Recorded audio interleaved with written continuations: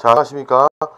식품위생 지난 시간 27강 식품영업소 위생관리 및 HACCP 제도. 자, 거기서 이제 HACCP 준비 5단계를 우리가 한번 배웠죠. 그 다음에 자, 적용 7원칙을 한번 배워보도록 하겠습니다. 페이지 335쪽을 보시면 첫 번째 적용 7원칙은 자, 준비 5단계를 거친 다음에 반드시 위의 요소 분석을 해야 되겠죠.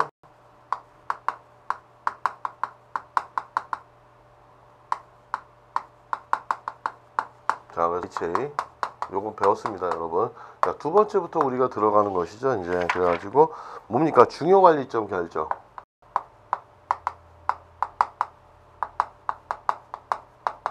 CP라고 하죠.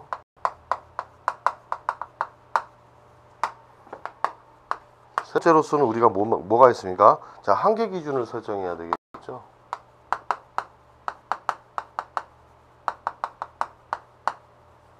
자, 네 번째는 우리가 자, 한계 기준 설정한 다음에 모니터링 체계 확립.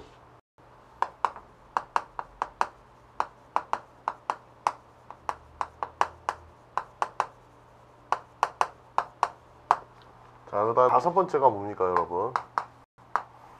자, 캔조치 방법을 설정해야 되겠죠.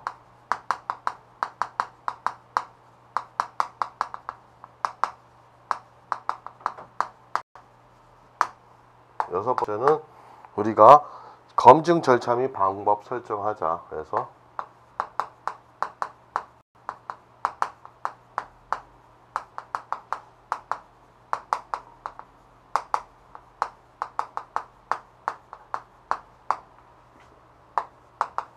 일곱 번째는 자, 우리가 여기서 있을 때 문서 및 기록 유지 방법 및 설정.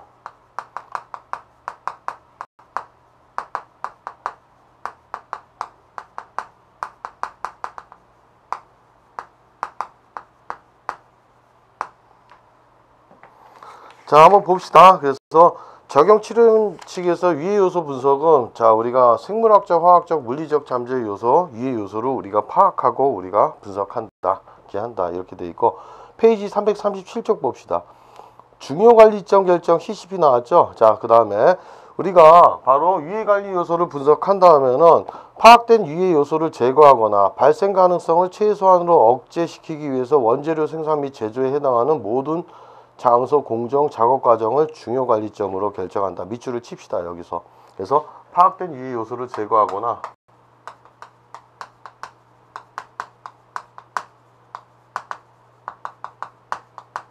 뭐 한계 기준치를 낮추는 것이죠. 발생 가능성을 최소한으로 한다. 그래서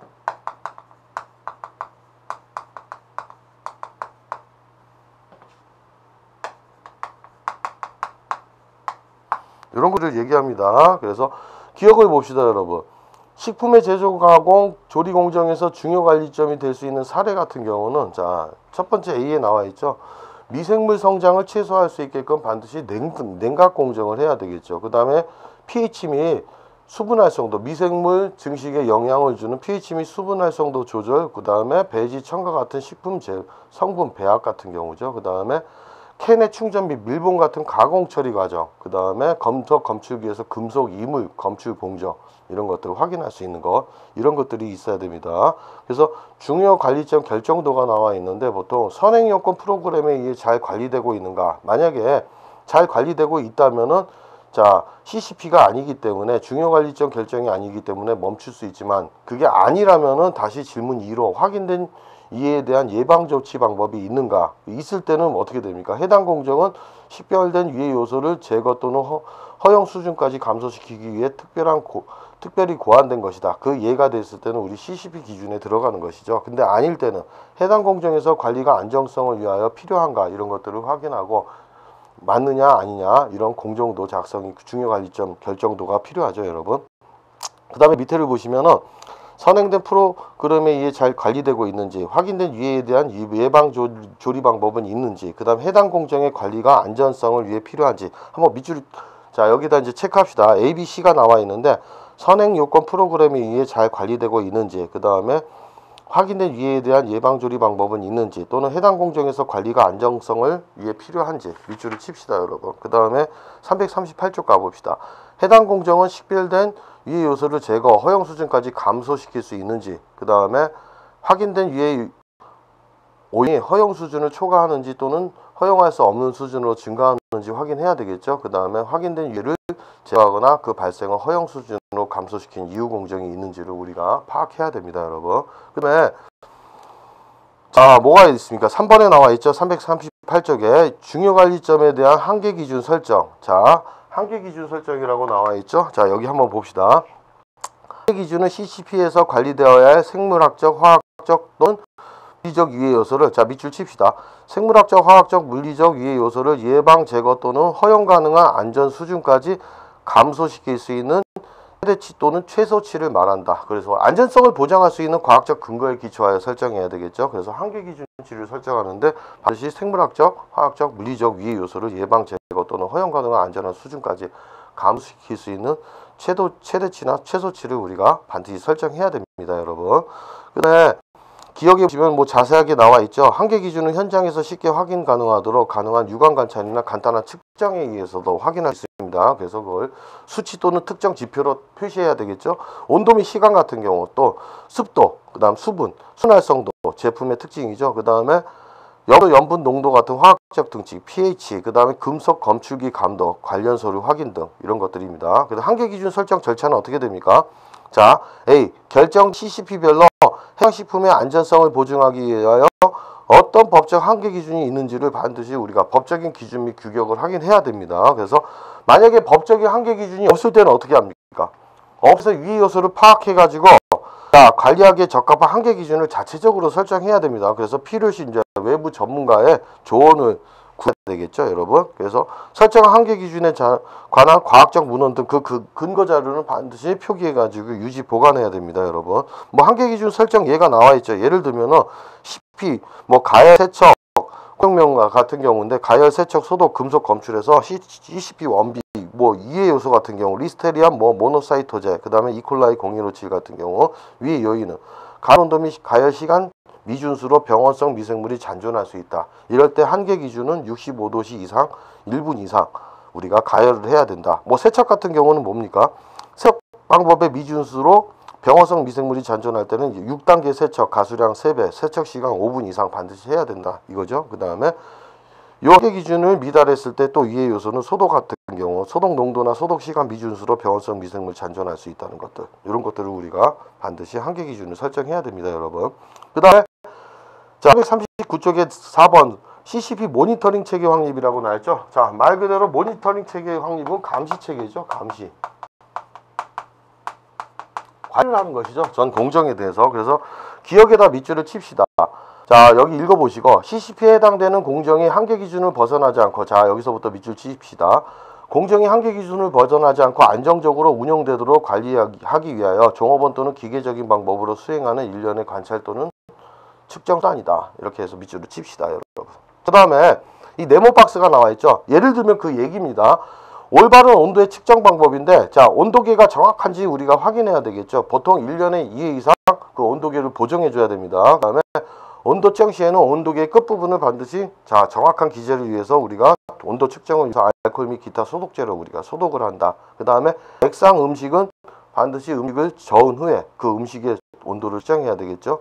그 다음에 튀김 전 구이 종류의 음식은 중심 온도를 측정한다는 것들, 이렇게 보시면 되겠습니다. 그 다음에 요 니은에 나와 있죠. 모니터링 체계는 다음 순서에 따라 확립한다. 한번 읽어보시면 되고, 그 다음에 모니터링 방법의 예가 나와 있습니다, 여러분. 자, 예를 들면 그 한계 기준에 따라 가열시 65도씨 이상 1분 가열, 가열 시간 온도, 그 다음에 모니터링 방법이죠. 이 가열기가 정상 작동 유무 확인해보고 가열에서 가열 온도와 시간을 모니터링하고, 그 다음에 반드시 우리는 뭐 해야 됩니까?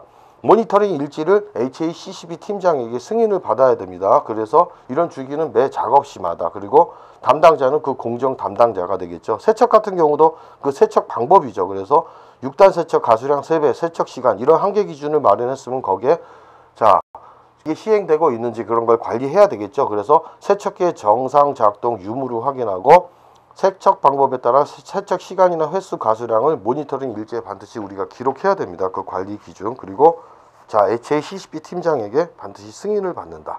그래서 HACCP 팀장에게 승인을 받아야 되겠죠. 소독 같은 경우도 마찬가지고 이런 부분들이 나와 있습니다, 여러분. 그래서 이것들이 정상으로 식품 가공 및 공정 과정에서 제대로 작동하고 있는지 그런 관리를 해야 되겠죠, 여러분. 그 다음에 5번째 봅시다, 여러분. 5번째를 가면 개선 조치 방법 설정해야 되겠죠. 자, 페이지 340쪽을 봅시다. 모니터링에 의해서 특정 CCP가 관리 기준에서 벗어날 경우, 자, 여기다 밑줄 칩시다.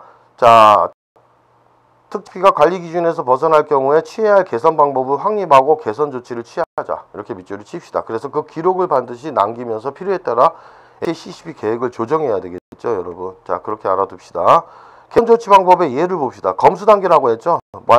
이 식품이 만들어진 검수 단계에서 반품 또는 납품업체에 경고 조치를 하고, 그 다음에 배식 단계 같은 경우는 1시간 방치 후 부패 냄새가 나면 그 제품을 폐기하자. 이런 부분들. 그 다음에 첫 번째 나와 있죠. 검증 절차 및 방법 결정. 자, 뭐라고 되어 있습니까? 여기 HACCP 팀은 HACCP 시스템이 설정 안전성 목표를 달성하는데 효과적인지 아니면 HACCP 관리 계획에 따라 제대로 시행되는지를 우리 확인해야 되겠죠. 그래서 HACCP 관리 계획의 변경 필요성이 있는지 확인하기 위한 검증 절차를 설정하자. 이런 부분이죠. 그래서 이런 검증의 구성에는 뭐가 있습니까? 유효성을 평가해야 되겠죠. 그래서 과학적 기술적 자료 수집과 평가를 통해서 확인하는 검증이죠. 그 다음에 실행성 검증을 해보고, 그 다음에 그 검증의 분류가 나와 있죠, 여러분. 내부 검증이다, 외부 검증이 있는데, 보통 내부 검증 같은 경우는 사내에서 자체적으로 검증을 구성하고, 외부는 외부에서죠. 식품의약품안전청에 의뢰를 하는 경우 미래 실시 조사한다. 그 다음에 특별 검증이 요구될 때는, 자, 봅시다. 이런 특별 검증이 요구될 때 체크합시다, 여러분. 자, 특별 검증이 요구될 때 여기 체크하시고 그냥 한번 읽어보겠습니다. 자, 식품과 연관된 새로운 안전성 정보가 있을 때, 또는 해당 식품이 식중독이나 질병과 연관되어 있을 때, 기존에 설정된 한계 기준이 적합하지 않을 때, 그 다음에 HACCP 계획의 변경 시 특별 검증이 요구됩니다. 요거 체크하시고, 그 다음 이제 7번째 뭡니까? 기록 유지 및 문서화 방법을 확립하자. 그래서 HACCP 제반 원칙 및 적용 관계되는 모든 방법 및 결과에 대해서 문서 보관 제도를 확립해야 되겠죠.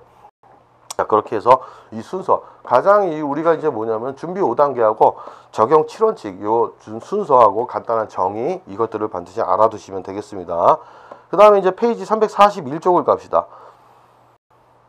341쪽에는 문서 및 기록 유지 방법 설정이 나와 있죠. 원료, 공정관리, 완제품, 보관 및 유통, 실제 측정, 관찰 및 검사, 검증, 교육 나와 있는데 그거 한번 보시면 되고, 그 다음에 이제 2번째로 넘어갑시다. 식품의 위생, 영업소, 위생관리죠. 이제.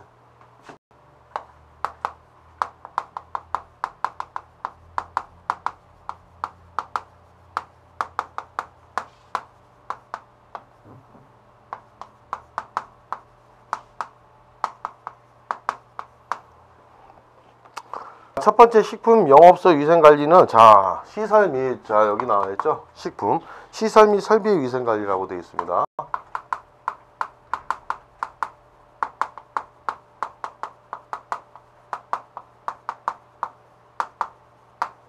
시설 및 설비 위생관리 중에서 뭐가 있습니까? 자, 급식시설이죠.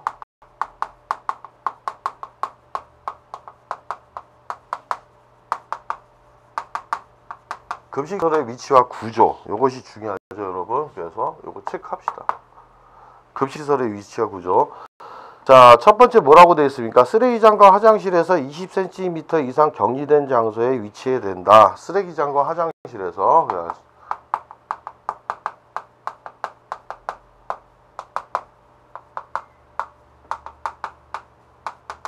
다시 우리가 어떻게 된다? 20cm 이상 격리된 장소. 격리된 장소에 우리가 급식시설을 설치해야 되겠죠.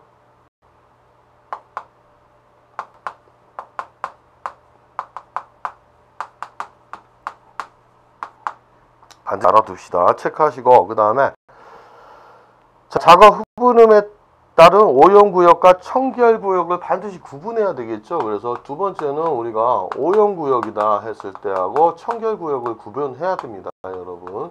그래서 청결구역인데, 예를 들면은, 자, 오염구역 같은 경우는 우리가 식품을 갖다가 넣는 검수구역이죠. 검수구역. 그 다음에 우리가 전처리구역, 뭐 이런 부분들을 얘기하고, 그 다음에 청결구역은 어디입니까? 반드시 우리 주방이나 이런 부분이죠. 그래서 조리하는데, 그 다음에 조리고요. 그 다음에 식기 보관실이죠.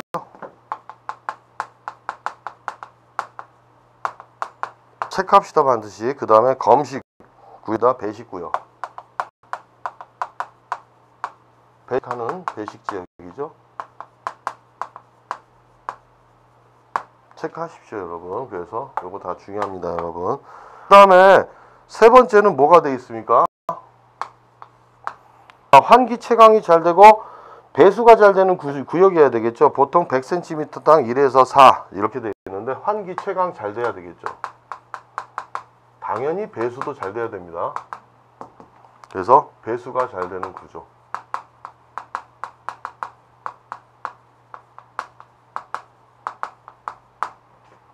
네 번째, 자 바닥 모서리는 반드시 어떻게 해야 됩니까? 자 그 밑에 그림도 나와 있죠. 바닥 둥게 해야 됩니다. 둥글게 했을 때 우리가 그만큼 미생물이 뭐 이런 세균들이나 이거에 오염도 덜 하겠죠.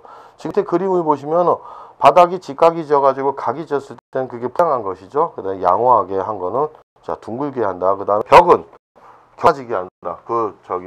벽 같은 경우는 우리가 조금 더 쓸 때 창문 접촉부를 얘기하죠. 그래서 창문 접촉하는 데는 우리가 그 그림도 나왔습니다.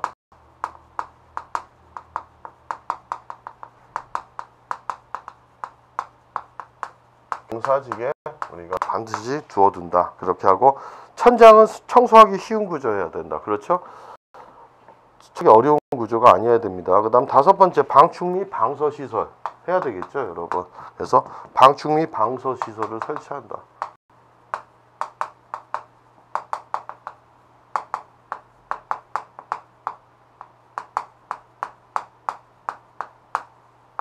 이런 것도 우리가 알아두셔야 됩니다 여러분. 중요하죠. 자 그 다음 넘깁시다.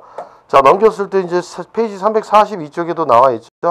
자 우리 창문 같은 경우는 경사지게 그렇게 창틀이 있는데 경사면이 있어야 되겠죠. 먼지가 쌓이지 않게끔 우리가 이런 부분들이 있고 뭐 식품들이 이제 떨어졌을 때 거기에서 뭐 미생물에 의한 오염을 방지하기 위해서 그렇게 됩니다. 자 페이지 342쪽을 보시면 이제 갱이실이라고 나와있죠. 갱이실이 뭡니까 여러분? 자 이제 식품 종사자들이 이제 자 출근 전 복장의 세균이 작업장까지 묻어 들어가지 않도록 갱이실이 필히 마련되어 옷을 갈아입고 이런 부분이죠. 그래서 위생을 철저히 하기 위해서 그렇게 두어야 됩니다. 그 다음에 천장의 축벽이다 바닥에 나와 있죠. 천장 그 다음에 이건 읽으시면 되겠죠.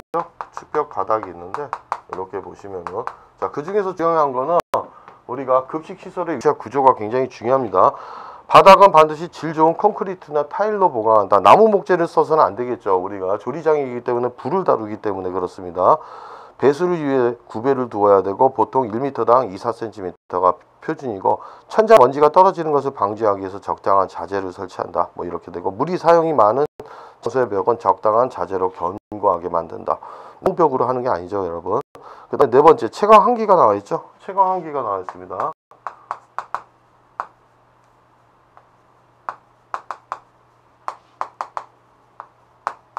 채광 환기는 보통 작업장은 50럭스, 객석은 10럭스 이상을 사용하는데 10럭스는 음식물에 혼입되어 있는 이물 등을 발견할 수 있는 하한선이죠. 그래서 반드시 10럭스 이상이 돼야 된다. 그리고 청결을 위해서 반드시 밝아야 되겠죠. 또는 작업장의 피로나 청결을 위해서 그렇게 되어 있습니다. 그 다음에 네 번째를 보시면은 작업장에서 사용되지는 화기의 열로 인해서 가스 수증기가 발생하게 되고 바로 이렇게 되면은 이는 곰팡이, 세균, 냄새의 원인이 되기 때문에 작업장의 환기를 충분히 할 수 있는 그 설비가 필요합니다. 그 다음에 5번에 주의환경 봅시다. 한번 읽어보시면 됩니다. 전체적으로 세척 수세 설비죠. 식품업종에 따라 필요한 시설을 해야 되는데 조리장의 세척 설비로는 급수전을 설치해서 3단계씩 세척대를 설치하는 것이 좋다. 보통 2단계 이상이죠. 그러니까 3단계씩이요. 그 다음에 두 번째는 작업장 주위의 청결에 특히 유의해서 배수가 되지 않거나 쓰레기가 쌓이지 않도록 이렇게 만들어야 됩니다. 그래서 주위 환경 같은 경우도 우리가 보셔야 되죠.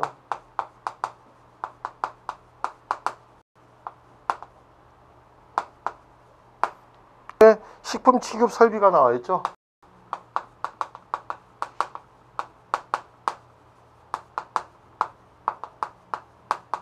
여기도 한번 읽어보시면 됩니다.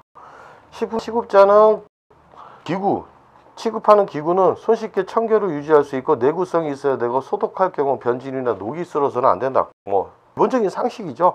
그 다음 사용 목적에 따라 적당량의 용량과 수를 비치해야 되고 청소와 청결 유지, 그 다음 작업 능률 개선에 가장 적합한 위치에 배치해야 되겠죠. 이동이 힘들거나 반고정적인 것들은 청소를 쉽게 하기 위해서 적적 부분을 충분히 띄거나 완전히 붙여서 청결해 보이도록 해야 합니다. 그 다음 위생상 적당한 곳을 설치하고 시당 이런 것들 이런 거 보시면 되고, 그 다음에 여러 가지 이것 중에서도 또 나와 있는 게 뭡니까 여러분?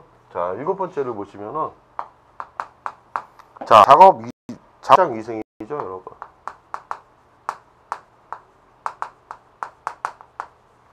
작업장 위생도 있습니다. 전체적으로 제목에서 보통 준비실 같은 경우 오용구역이라고 얘기하는데 검수 및 1차 처리하는 장소라고 되어 있죠.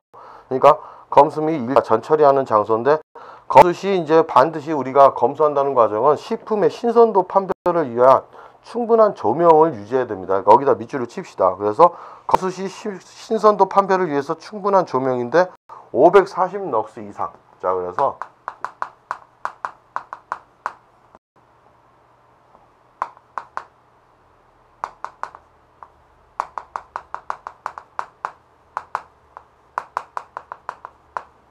식품을 검수하는 단계죠. 말 그대로 검수하는 과정인데, 자, 빛의 양이 적어도 540 럭스 이상입니다. LUL 해가지고 요거 중요하니까 밑줄을 치십시오. 그래서 반드시 거기에 조명을 갖다가 그만큼 540 럭스 이상으로 한다. 조명을 540 럭스 이상. 이렇게 알아둡시다 여러분.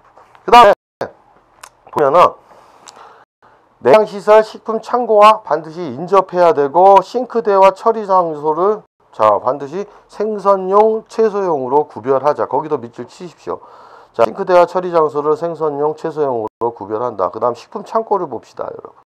물, 건어물, 조미료, 비품, 직기류 종류별로 저장실에 구별하고 방충, 방서, 통풍 시설을 하고 청결, 건조 유지, 정돈, 입고일로부터 입고일 자체를 기록해야 되겠죠. 반드시. 그 다음에 유독물 반입을 금지한다. 냉장, 냉동실 봅시다 여러분. 청소가 용이한 구조 온도계를 비치하고 생선, 육류, 채소를 구분해서 저장합니다. 입고일을 기록하고 주기적으로 기록해야 되겠죠. 조리장 같은 경우는 반드시 청결구역이죠. 조리장은 청결구역인데 청소하기 쉬운 구조, 바닥은 배수, 건조가 잘 돼야 되겠죠. 여가 공기 공급 장치, 닥터 후드 등 배기 장치 설치하고, 그 다음에 신발 소독, 자동 개폐식 쓰레기통, 그 다음에 도마는 여기다 밑줄 칩시다. 도마와 칼은 생선용, 식용용, 채소용, 가열 처리용으로 구별하자. 이렇게. 그 다음 작업대 옆에 세제 소독, 일회용 행주를 비치하자. 그 다음에 행주, 식칼, 도마의 소독조 이런 것들, 소독된 행주, 도마의 보관대를 비치해야 되겠죠 여러분. 자, 그렇게 알아두시면 되겠습니다. 그 다음에 페이지 344쪽을 갑시다. 자, 거기 나와 있는 것처럼 외래인 출입 통제, 그죠? 그 작업장 같은 경우 얘기하는데, 조리장 같은 경우 개인 소지품 반입 금지, 흡연, 갱이, 재채기 같은 경우도 금지합니다 여러분.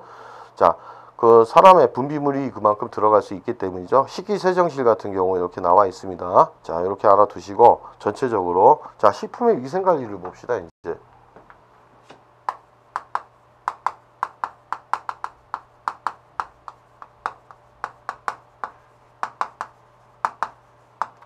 자, 식품의 위생관리를 보면 식단 작성 시 고려사항이 있죠. 뭐 말 그대로 우리 급식소에서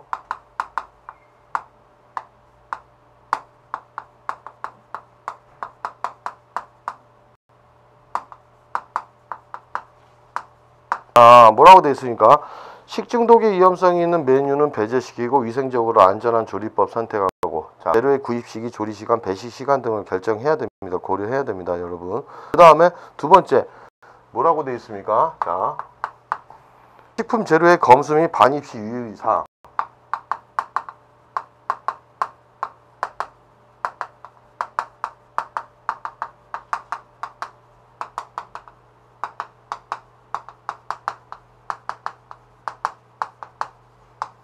이 식품 재료를 우리가 검수, 그러니까 확인해야 되겠죠 절차. 그래서 뭐 신선도, 청결 상태, 영업 허가 번호, 그 다음에 제조년, 월일, 보존 방법 등을 확인합니다 여러분. 그 다음에 반드시 이제 이것들을 반입할 때는 생선, 육류, 채소 등은 전문점을 통해 구입하는 것이죠. 그 다음에 흙바닥이나 시멘트 바닥에 놓지 않고 검수대 위에, 보통 이제 바닥에서 그만큼 높이 띄어져 있는 검수대에 놓도록 하는 것이죠. 미생물에 의한 오염을 방지하기 위해서 이런 검수대가 있습니다. 그래서 뭐 식탁 같은 경우처럼 이렇게 돼 있죠. 그 검수대에 놓도록 한다. 그 다음에 부포류가 있는 우류가 있는 어패류, 그 다음에 육류, 우유 등은 냉동 냉장차로 곧바로 공급을 받는다. 냉장차에 의해서 그렇게 보시면 되겠습니다. 세 번째 봅시다. 자, 이렇게 했으면은 식품재료 보관 시 주의사항이죠.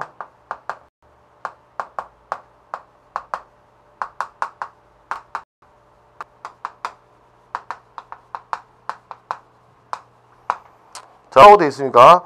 고온다습하지 않게 당연히 보관해야 되겠죠. 입고 일시 반드시 표기해야 됩니다. 지나치게 오래된 것은 보관하지 말자. 그다음 흡성이 있는 제품이나 보온성이 있는 제품은 제품 상자에 넣지 말자, 이런 것이죠. 그 다음에 식품 재료의 교차 오염이 되지 않도록 반드시 구분해서 보관해야 되고, 뭐 육류 같은 경우는 육즙이 새지 않게끔, 그 다음에 냉동식품은 랩 또는 비닐 주머니에 싸가지고 영하 18도씨 이하에서 보관해야 되겠죠. 그렇게 되는 것들. 그 다음에 냉장고, 냉동고에 식품을 넣을 때는 냉기 순환이 잘 되도록 이런 거 밑줄 치십시오. 냉기 순환이 잘 되도록 붙여놓지 말고 잘 다시 그 식품을 갖다가 띄어놔야 되겠죠. 그 다음에 보통 냉장고의 온도는 영하 0에서 영하 5도씨, 냉동고는 영하 18도씨 이하, 뭐 23도씨까지 이렇게 주기적으로 점검해야 됩니다. 그 다음 네 번째, 식품주에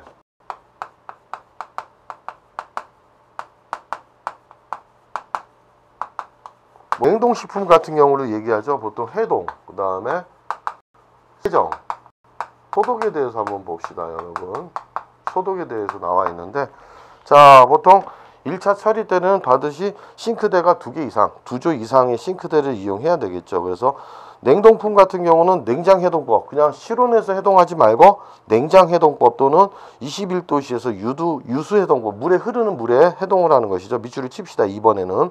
그 다음에 이번에 밑줄 치시고, 채소는 다듬어서 중성세제 넘어가시고, 날 것으로 먹는 것은 자, 소독을 해야 되겠죠. 차염소산 나트륨에다 5분간, 자, 10ppm에게 5분간 처리해서 헹군다. 그 다음에 생선은 머리, 지느러미, 내장을 제거한 후 흐르는 물에 세척을 한다. 그 다음에 세정된 식품은 반드시 청결한 깨끗한 용기에 넣어야 되겠죠. 자, 그렇게 보시고, 그 다음 다섯 번째, 조리 시의 주의점 봅시다. 식품 조리 시의 주의점이죠. 전체적으로 이거 무조건 외워두지 마시고, 자, 중요한 데만 밑줄을 치시고 한번 쭉 읽어보면 됩니다.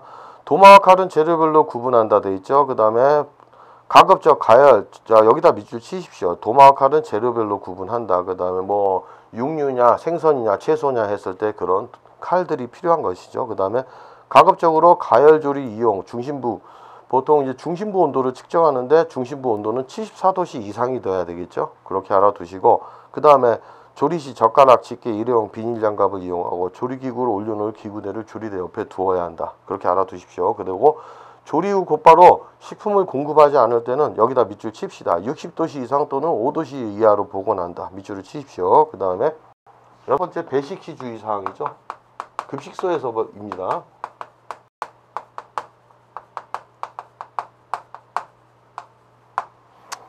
조리 바로 배식한다. 반드시 2시간 이내에 여기다 밑줄 칩시다. 그다음에 2시간 이내에 배식을 한다. 보관 중 온도 관리에 주의한다. 온도는 어떻게 됩니까? 60도씨 이상 또는 5도씨 이하로. 그러니까 고온을 유지하거나 저온을 유지해야 되겠죠. 그 다음에 미생물의 오염을 방지하기 위해서입니다. 실온 보관은 아닙니다, 여러분. 그걸 알아두시고, 그 다음 주걱, 집게, 국제기 청결하고 남은 반찬은 다시 공급하지 말자. 생식품 사용은 억제하자. 이렇게 돼 있죠. 그렇게 알아두시면 되겠습니다. 자, 세 번째 봅시다, 여러분. 식기 및 기구의 위생관리죠.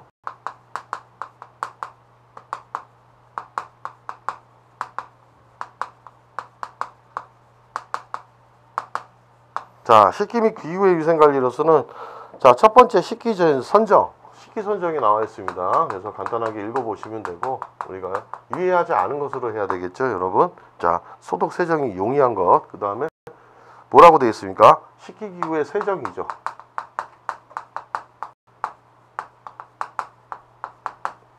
요거 되어 있으니까, 세척기 사용 시에는 반드시 76.5도씨 이상에서 20초간 씻고 80도씨 이상에서는 10초간 헹군다. 그 다음에 수동 세척 시는 좀 따뜻한 물 43에서 49도씨 물에서 세제로 씻고 물로 헹군다. 그렇게 되고 이렇게 세척한 식기는 자 반드시 건조를 시켜서 오염되지 않게 보관해야 되겠죠. 그 다음에 세 번째 식기기구의 소독이 나왔죠.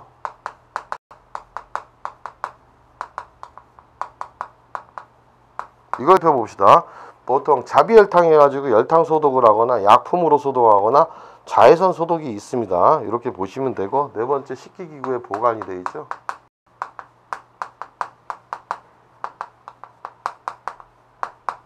자, 이 보관실은 어떻게 됩니까? 살균을 건조해서 반드시 바닥에서 20cm 이상 보관하면 오염되지 않게 보관한다. 그렇게 알아두시면 되겠습니다.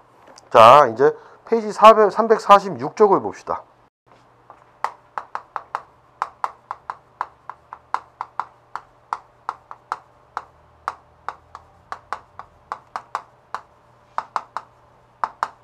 자, 조리 종사자 위생 관리죠. 반드시 이것도 필요하죠. 식품의 그 요소를 우리가 관리하기 위해서 첫 번째 건강관리 나와 있죠. 그래서 건강관리, 조리 종사자의 건강관리 매년 실시한다 나와 있죠. 그냥 읽어보시면 되고 그 다음에 특히 소화기계 전염병 있죠. 콜레라, 장티푸스, 파라티푸스, 세균성 이질, 1군 감염병에 대해서 1군 감염병에 또는 활동성 폐결핵 피부병이나 화농성 질환자는 반드시 조리 종사자에 배제시킨다. 이거 앞전에도 우리가 배웠기 때문에 밑줄은 안 치겠지만 다시 한번 확인해야 됩니다. 그 다음에 이 조리 종사자에 반드시 위생교육을 실시한다.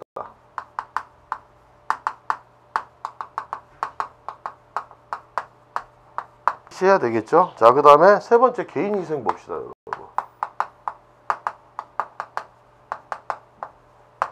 요 개인위생은 한번 체크합시다, 여러분. 체크하시고 첫 번째 이제 복장관리라고 되어 있죠.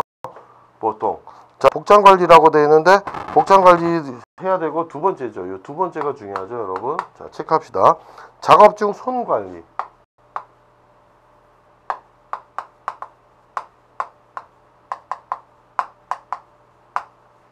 작업 중 손관리가 나와 있는데 자, 짧은 손톱, 매니큐어나 반지 등의 착용을 금지해야 되겠죠. 그 다음에 손세척 및 소독, 조리 전 반드시 세척을 해야 되고 또 특히 이제 생선이나 닭고기를 만진 후 그 오물 처리 용변 후 또 실시한다. 습관적으로 손세척을 해야 됩니다.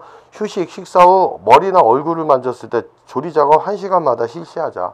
그 다음에 손의 세정 소독 요령이 나와 있죠. 손목 위까지 깨끗이 오염물질 제거하고 손끝과 손톱은 반드시 그 손톱 밑에 이물질 세균들이 많죠. 미생물들이. 그래서 솔로 세척을 한다. 그 다음에 반드시 이제 이런 헹굼은 우리가 세균 미생물을 죽일 수 있는 뭐 세척작용은 덜해도 역성균으로 소독을 하고 흐르는 물로 헹군다. 그 다음에 건조 종이타올이나 건조기 뭐 이런 거 드라이기 이런 걸로 건조시킬 수 있는 것이죠. 그 다음에 작업 중에 몸 관리 보시면은 재채기 금지, 얼굴을 만지지 말자 이렇게 나와 있죠. 자, 그 다음에 다섯 번째 가봅시다. 그 및 오물 처리가 나와 있죠.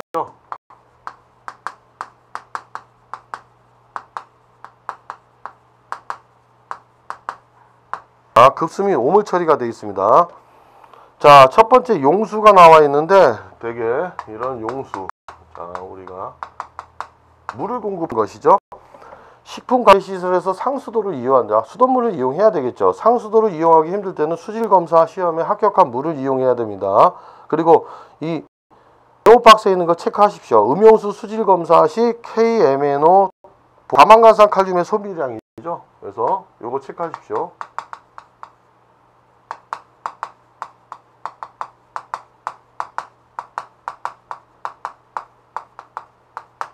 짜고 되어 있으니까 가만산 칼륨이죠.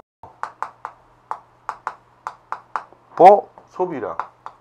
요게 말 그대로 이 KMNO4 소비량을 본다는 건 이게 뭐지? 산화제죠, 이게.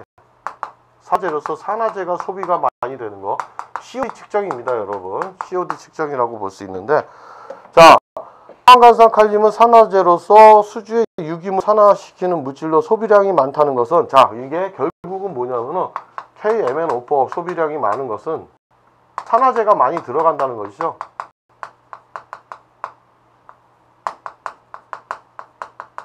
증가한다는 것은 결국 뭡니까? 부유물들, 우리가 유기물이 많다는 것을 의미합니다. 오염이 됐다. 유기물량이 많다. 유기물량이 많다. 그래서 오염됐구나. 오염됐다고 볼 수 있습니다.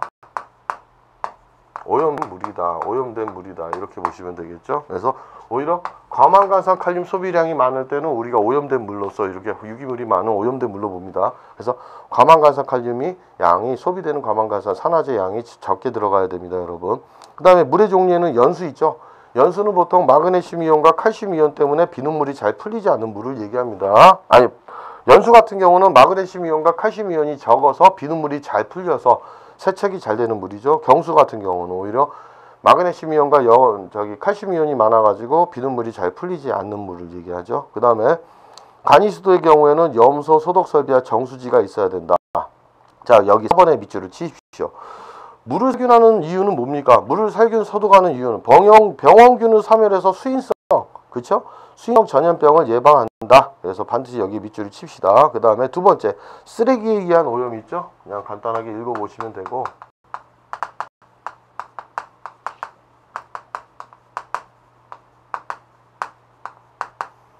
읽으십시오. 그래서 쓰레기에 의한 오염, 요거 읽어보시고, 그 다음에 이제 폐수를 갑시다, 여러분.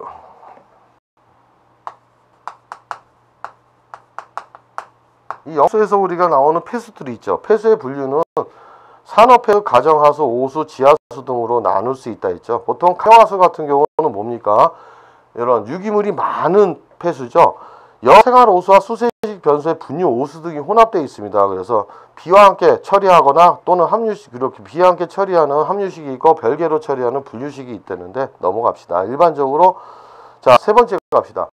일반적으로 물은 자정작용, 자연 스스로 정화할 수 있죠. 그러니까는 뭐 생물학적, 화학적, 물리적 방법에 의해서 자연 스스로 정화되는데 그 한계점을 넘지 않는 한 자정작용을 합니다. 근데 만약에 이게 그런 유기물이다 이런 과유입 한계점을 넘었을 때는 어떻게 됩니까? 그 자정작용에도 한계가 있죠, 여러분. 그래서 반드시 알아두시고, 자, 여기 네 번째 나온 거, 네모 박스에 나온 게 있죠. 물의 자정작용.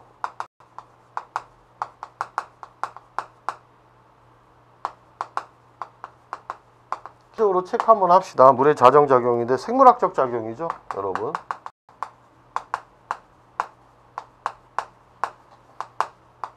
말 그대로 우리가 미생물이 효기성이나 현기성 미생물이 유기물을 갖다가 분해하는 과정이죠. 그래서 수중 무생물에 의한 오염물질 분해, 유기물을 분해할 수 있다. 그러니까 특히 이제 이런 호기성 세균도 있지만 조류 같은 경우는 뭡니까? 광합성에 의해서 자, 이산화탄소를 흡수하고 햇빛을 이용해서 산소를 발생할 수 있죠. 그 다음에 화학적 작용 같은 경우는 뭐가 있습니까, 여러분? 자, 생물학적 작용도 있지만은 다 알아두셔야 됩니다. 밑줄은 치십시오.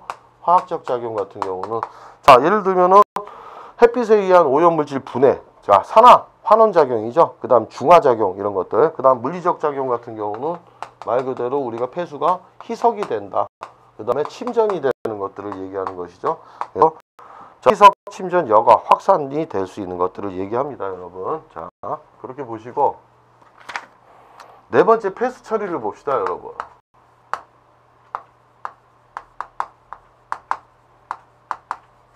이거 중요하죠? 체크합시다.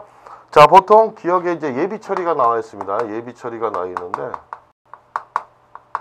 폐수 처리할 때 예비 처리 같은 경우는 뭡니까? 침사지나 침전지로 2시간 동안 유기성 물질을 포함한 부유물을 제거하자. 자, 이런 예비 처리는 물리화학적 처리죠. 그러니까는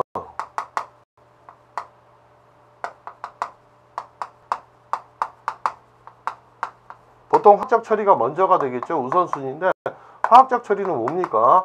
말 그대로 응집제, 우리가 엉길 수 있는 것이죠. 부유물을 응집제를 첨가하여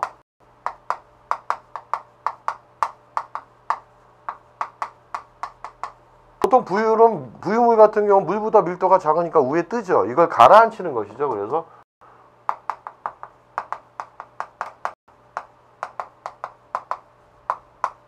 이 밀도가 작은 부유물들이 엉기게 되면 어떻게 됩니까? 이제 밀도가 커져서 무거워지죠. 무거워지면 물리적 처리에 의해서 우리가 말 그대로 엉긴 부유물이 침전되게, 뭐 풍차를 이용한 거니까 엉긴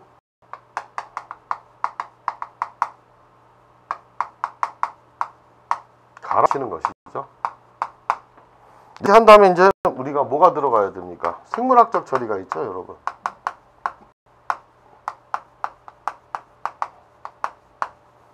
체크합시다, 여러분. 중요하니까.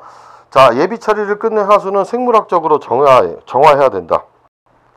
말로 미생물을 이용해서 우리가 부유물들을 분해하는 거 과정이죠. 저작용을 응용한 시설을 이용하여 정화한다고 나와 있는데, 생물학적 처리 방법을 봅시다. 자, 뭐가 있습니까, 여러분? 활성온이법이 있죠, 보통. 활성온이법. 바로 미생물을 이용하는 것입니다, 여러분. 활성온이법 뭐라고 되어 있습니까? 일명 슬러지법이라고 하죠. 그 다음에 활성온이법 한번 읽어봅시다. 페이지 348쪽에 있는 거. 자, 호기성 조건 하에 산소가 충분히 있는 조건 하에서 폐수 내 유기물을 기준으로 하여, 자, 여기다 밑줄 칩시다. 미생물을 증식하여 정화시키는 방법. 이럴 때는 어떤 수니까 냄새 발생률이 적고 작은 면적을 활용할 수 있다는 거. 정화율이 높다는 이죠. 그렇죠? 거기까지는 밑줄 치지 마시고, 그 다음 호기성 조건 하에서 폐수 내 유기물을 기준으로 해서 미생물을 증식시켜서 미생물이 이제 이런 유기물을 분해해서 정화시키는 방법입니다. 접촉 여상법도 마찬가지로 우리가 미생물을 이용한 방법입니다. 접촉 여상법인데, 자, 요건 뭡니까?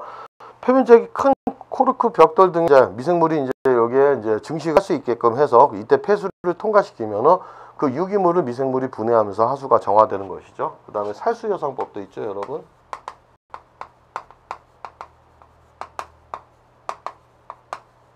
살수 여상법 같은 경우는 뭡니까? 호기성 박테리아는 물속의 유기물을 산화시키고, 밑줄을 칩시다. 자, 산화지법이란 거는 우리가 충분한 산소 공급하에 호기성 박테리아는 물속의 유기물 산화, 그 다음에 이때 생성되는 것들이 조류죠. 조류라는 건 식물성 플랑크톤, 동물성 플랑크톤을 얘기하는데, 이런 식물성 플랑크톤 조류는 햇빛과 이산화탄소를 이용해서 광합성을 하여 호기성 박테리아에게 산소를 조달하죠. 그래서 산소 공급을 합니다, 여러분. 그래서 오염된 하수, 유기물을 분해하기 때문에 하수가 정화된다. 이거 산화지법 다 중요하죠. 살수여상법. 살수여상법은 다른 것이죠. 자, 여러분 잠깐만요. 살수여상법 다시 하겠습니다, 여러분. 자, D를 보십시오. 살수여상법은 뭡니까? 보통 점적법이라고 하는데, 세석을 적층한 여상 위에 살포해서 미생물을 살포해 가지고 폐수가 이 여과제 표면을 흘러내리는 동안 이 미생물, 호기 미생물에 의해서 유기물을 분해시키는 방법이죠. 자, 그 다음에 산화법이 있습니다.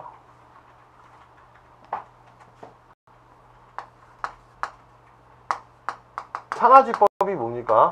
요것이 중요하죠. 산화지법 다 중요하지만 특히 이제 요것들을 봤을 텐데, 전체적으로 이렇게 봅시다. 생물학적 처리. 호강 박테리아는 물속의 유기물 산화시키고, 조류가 있죠. 이제 이런 조류 같은 경우는 식물성과 동물성 플랑크톤이 있습니다. 자, 그러면 이런 식물성 플랑크톤은 햇빛과 이산화탄소를 이용해서 광합성을 하죠. 이때 발생하는 산소를, 자, 호기성 박테리아에게, 우리가 미생물에게 산소를 공급해줘서, 자, 이 물속에 있는 유기물들을 분해해서 하수가 정화되는 방법이죠. 그래서 이런 것들은 전부 우리가 호기성 미생물을 이용하는 방법. 근데 이제 폭기법이라고 했는데, 요거는 현기성 미생물을 이용하는 것이죠. 뭐 산소 공급이 거의 없는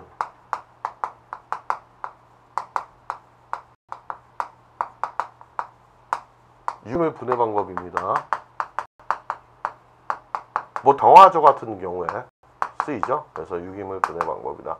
자, 이런 것들은 우리가 생물학 처리는 호기성 미생물에 의한